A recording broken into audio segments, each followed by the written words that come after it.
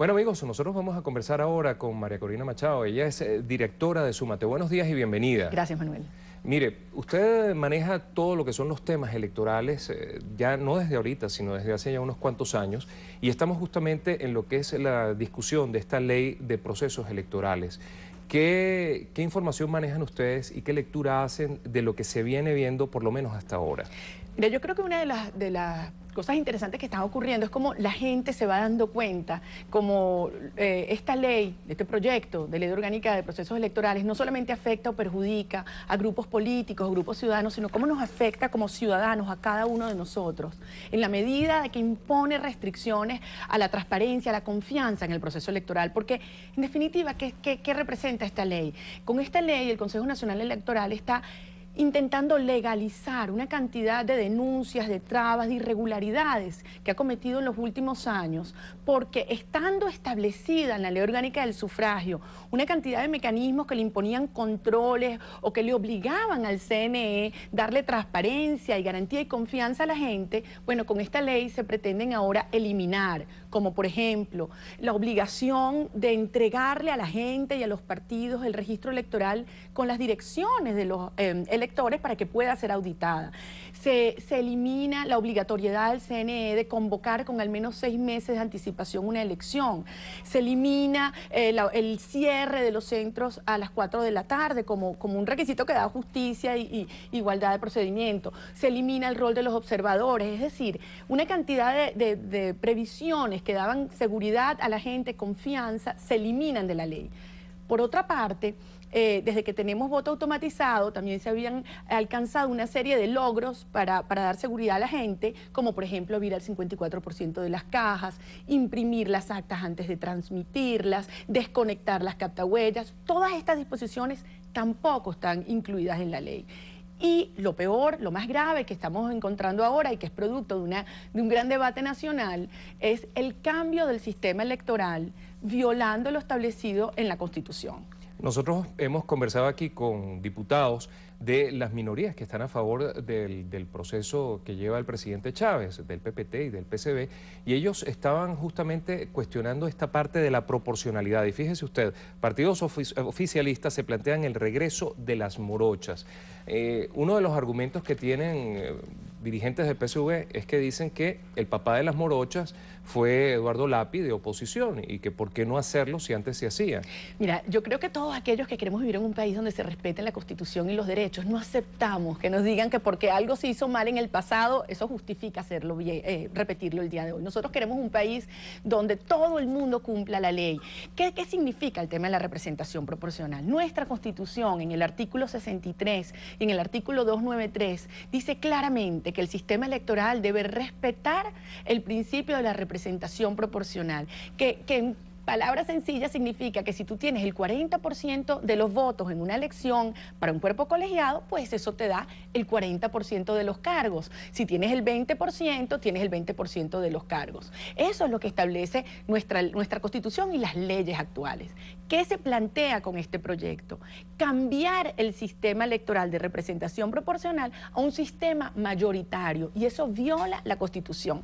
Fíjate, hoy salió una infografía en el Universal muy interesante. Y te dice que si un partido, es una simulación, lo muestro hacia acá, que si un partido saca el 33% de los votos, si hubiese 3 partidos, y saca un voto más que los otros 2 partidos, se terminaría llevando casi el 83% de los cargos. Con el 33% de los votos te llevas el 83% de los cargos. Esto obviamente es injusto, la gente así lo percibe, pero lo importante es que esto es ilegal, esto viola nuestra Constitución y esto no perjudica a todos, no es que favorece a un sector o grupos en particular. Yo creo que tenemos que entender que esto nos perjudica a todos los ciudadanos porque nuevamente se pretende desconocer lo que establece nuestra Constitución nacional. Ellos argumentan, los diputados con los que hemos conversado, dicen, bueno, el que tenga más votos, que tenga más cargos.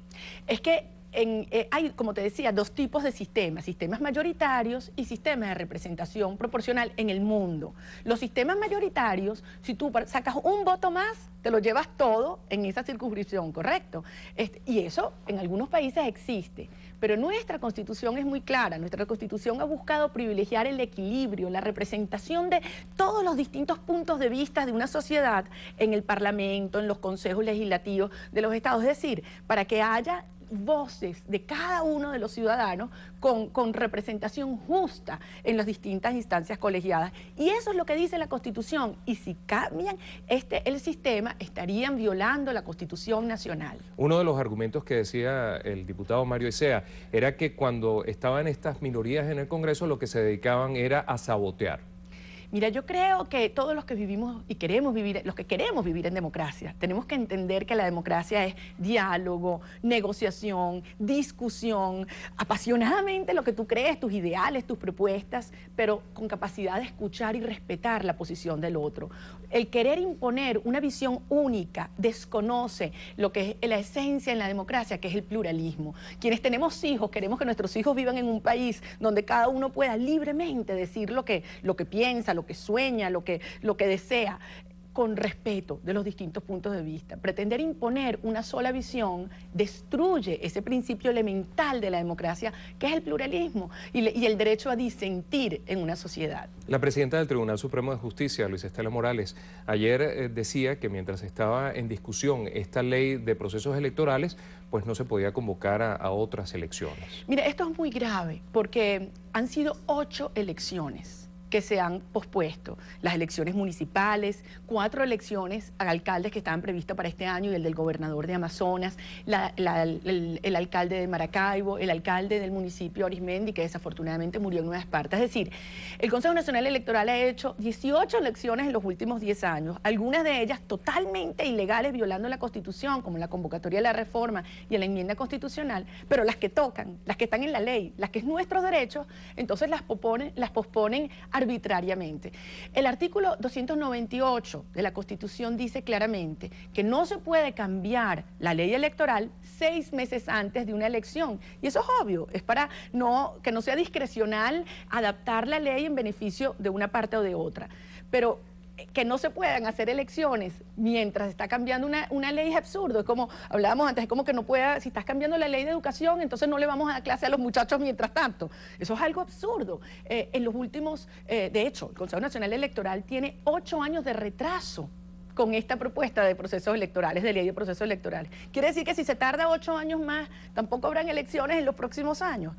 Perfectamente la Constitución establece que mientras se cambia una ley, pues la que está vigente sigue y perfectamente se pueden hacer elecciones. Ante este escenario y este panorama que tenemos, ¿qué podemos hacer? Fíjate, yo siento que como ciudadanos primero tenemos que entender que indiscutiblemente estamos enfrentando inmensos obstáculos. El Consejo Nacional Electoral ha impuesto obstáculos a la transparencia del proceso.